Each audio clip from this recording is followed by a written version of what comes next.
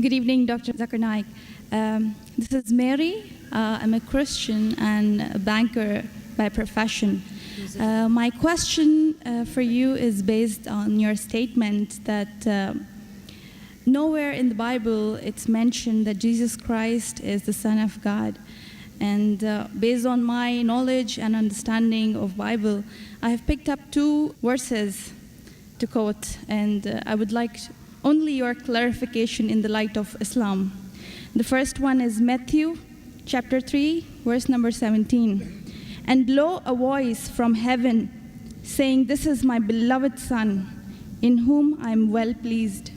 The second is John chapter 3, verse number 16. For God so loved the world that he gave his only begotten Son. So whosoever shall believe in him shall not die but have everlasting life. That's right. You don't have to tell him this verse, you don't have to tell you which one it is. He'll tell you the whole line. Sister, just to correct your statement, you made a question saying that I said that nowhere in the Bible it says that Jesus is Son of God. I never said that nowhere in the Bible is it mentioned that Jesus is Son of God. I said there is not a single unequivocal statement in the complete Bible. There is not a single unambiguous statement in the complete Bible where Jesus Christ, peace be upon him, himself says that I am God, or where he says worship me. I never said the Bible does not say Jesus is Son of God. What I said, there is not a single unambiguous statement, not a single unequivocal statement in the complete Bible where Jesus Christ, peace be upon him, himself says that I am God, or where he says worship me. If you point out any such two statements, I'm ready to accept Christianity. If your question assumes that Son of God means Jesus is God, very well I'll reply to your question. Many Christians think that just by the statement Son of God means Jesus is God. Sister, do you know in the Bible, Adam is son of God, Ephraim is son of God, Israel is son of God. God has got sons by the tons in the Bible. That means you haven't read your Bible, sister. So do you mean to say all of them are gods? Is Adam God? Is Ephraim God? Is Israel God? No. Son of God, sister, is a statement used if you read Romans chapter number 8, verse number 14. All those that are led by the Spirit of God, they are sons of God. Means if you follow the commandment of God, if I follow the commandment of God, I am a son of God. In this way, undoubtedly, Jesus Christ, peace be upon him, verily is the most beloved Son of God. Meaning, he is following the commandment of God. I have got no problem at all. If you say Son of God means persons who follow the commandments of God, like it's mentioned in Romans, all those who are led by the Spirit of God, they are sons of God. If I follow the commandment of God, you follow the commandment of God, we are called children of God.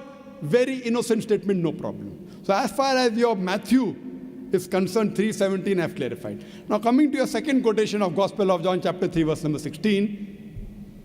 But what the Christian missionaries say, no, Brother Zakir, Jesus Christ, peace be upon him, is not a normal son. He is the begotten Son of God. And they quote Gospel of John, chapter number 3, verse number 16. For God so loved the world that he gave his only begotten Son. Whosoever believeth in him shall not die, but have everlasting life. Sister, simple question. What is the meaning of the word begotten? He has given it. No, what is the meaning of begotten? He has given his Son to the people. No, sister. Begotten doesn't mean he's given his son. You know English, I know English. Your English is, mashallah, very good. Begotten doesn't mean he's given his son. If I say you have begotten a son. Sorry to interrupt. Don't give metaphorical meaning. English I'm not a scholar. You're not a scholar, but your English is very good. I'm a layman person. And but sister, your English is very... If I say you have begotten a son, what does it mean? That means you have had sexual relationship with your husband and you begot a son. Begetting is a function of lower animals of sex. How can I attribute this function to Almighty God? Who did God have sex with? Who? That's the reason the scholars of Christianity, if you read the Revised Standard Edition, Revised Standard Version of the Bible, revised by 32 scholars, Christian scholars of the highest eminence, backed by 50 different corporate denominations, they say this word begotten in Gospel of John, chapter number 3, verse number 16, is an interpolation, is a fabrication, is a concoction, and they're thrown out of the Bible. So if you read the Bible, If you read the Revised Standard Version, it is the bestseller in the world. Revised Standard Version, revised by not Muslims, not Hindus, 32 Christian scholars of the highest eminence, backed by 50 different corporate denominations. They say this word begotten is not present in the original manuscript of Gospel of John chapter 3 verse 16. What they say, it's an interpolation, it's a fabrication, it's a concoction, it's an adulteration. So Jesus is just like a son. Like Adam was son of God, Ephraim was son of God, Israel was son of God. He's a prophet of God. So I've got no problem in accepting that verily Jesus Christ, peace be upon him, was a prophet and a messenger of God, but he was not God. Hope that answers the question, sister. So now, sister. Thank you very much, Dr. Sister, Zakir. can we reverse the role now? Yes, I definitely. said I was ready to accept Christianity if you proved Jesus was God. Would you accept Islam now?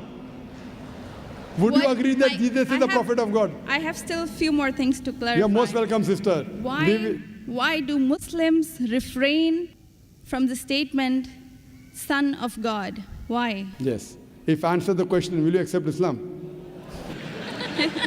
Mine, it's not a compulsion. I think we have a huge population of Muslims in the world. We Yes. need believers. We do not need only Muslims by name. Yes, so we want Muslim by deed, so we want to become Muslim by deed, not by name, sister. Okay, coming to your question, that why do Muslims refrain from using Son of God as a phrase? Very good question. And that's the reason, sister, if you read the Quran has got 99 attributes to Allah subhanahu wa ta'ala. Ar-Rahman, Ar-Rahim, Al-Hakim, most gracious, most merciful, most wise. But Allah subhanahu wa ta'ala in his last and final revelation, if there's something like Old Testament and New Testament, Quran is the last testament. In his last testament, he has not used the word Ab. In Arabic, Ab means father. Why? He has used the more difficult word Rab. Rab is more difficult to pronounce than Ab, which means the Lord, the cherisher, the sustainer. He has used Rab as attribute but not Ab. Why? Because in the previous revelation which were changed, Bible is the changed form of the Injil. People have misunderstood the meaning of Son of God. They started thinking to be begotten son. For example, if I tell, young son, beta tumne acha sawal pucha. Son, you have asked a very good question. If a son asked a question of the age of 10, son, you have asked a very good question. But if I say, you begotten son, you have asked a very good question, he may punch me. He will not say, oh, Zakir is elderly, he may punch me. That means I'm abusing his mother. If I say, my begotten son, he'll get angry. I'm insinuating that I had sex with his mother. So son is innocent word, begotten son is not innocent. Same way, the son is a very good word, but people started misunderstanding. So to remove this confusion, that's the reason the Quran does not use the word father as attribute to Almighty God. Otherwise it's a good word. So same way, we refrain from using Son of God because people start thinking that he's God. No Christian ever comes and tells me Adam is son of God, Ephraim is son of God. Why? Bible says Israel is son of God. Why don't you come and tell me? Because they are programmed. No Christian has come and told me that the Bible says Ephraim is son of God. No, why? Because they are programmed to believe that Jesus Christ is Almighty God. He never said he's Almighty God. And I told you earlier, in my earlier answer, he never claimed divinity. That means you're insulting Almighty God. That means you're insulting Jesus Christ, peace be upon him. That's what I say. If Christian means a person who follows the teachings of Jesus Christ, peace be upon him, we Muslims are more Christian than the Christians themselves. You know why? Because if you read the Bible, Jesus Christ, peace be upon him, it's mentioned in the Gospel of John, he was circumcised on the 8th day. We Muslims are circumcised, Christians are circumcised. Jesus Christ, peace be upon him, said that you have to follow each and every law of the Bible, each and every commandment. Gospel of Matthew chapter 5 verse number 17 to 20. If you break one law or jittle from the commandment, you shall not enter the kingdom of heaven. If you go to the Old Testament, clearly says in the book of Leviticus, chapter number 11 verse number 7 to 8, in the book of Deuteronomy chapter number 14 verse number 8, in the book of Isaiah chapter 65 verse number 2 to 5, that you shall not have pork. Muslims don't have pork, but Christians have pork. So if Christian means a person who follows the teachings of Jesus Christ, peace be upon him, we Muslims are more Christian than the Christians themselves. The Bible says in the book of Ephesians chapter number 5 verse number 18 that thou shalt not have wine. It's mentioned in the book of Proverbs chapter number 20 verse number 1. Wine is a mocker. You should not have wine. Muslims don't have alcohol, but the Christians have alcohol. Further, if you analyze, there are various references I can give you. So if Christian means one who follows the teachings of Jesus Christ, peace be upon him, I say that I'm more Christian than the Christian themselves. If you become a Muslim, you are a more better practicing Christian than the so-called namesake Christians. Yes, sister. Can I ask something? Sure, yeah. all right. You're most welcome, sister. I would not like to cross-question or criticize your statement. Sister, I you're have no most right. welcome to cross-question me. You're most welcome to criticize me. I love it. Unless a person doesn't cross-examine. See, suppose I want to prove something. If I say this is the best, I want to check it out whether it's best or not. That's right. Because a logical person, so please, sister, cross-examine me, criticize me, attack me. Once you're convinced, then you accept it. Yes, sister, go ahead. I will definitely not intend to do something like this.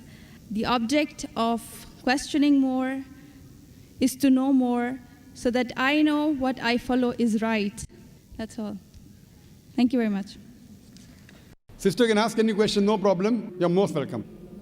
Whether your intention is very good, but I went to the extent of saying even your intention is bad, no problem. But your intention is very good, sister. So you can ask any questions, and you don't have to accept Islam.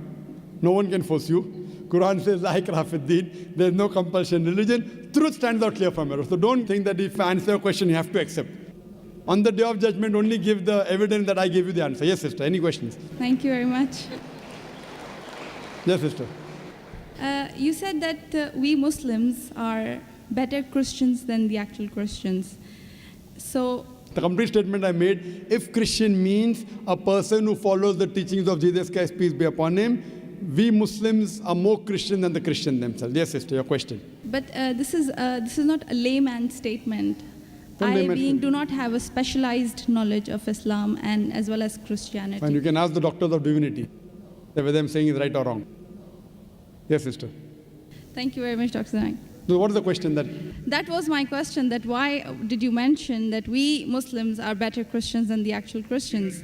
When I said that, why did I say I that? think this is beyond my thinking, that That's why right. would a Muslim call himself a Christian? No, correct. Why? Because we love Jesus Christ, peace be upon him. We love him more than you. We love him, we respect him, we revere him, but we don't worship him. The reason I said this because I love Jesus Christ, peace be upon him. I respect him, I revere him, but I don't worship him. Because he never told me to worship him.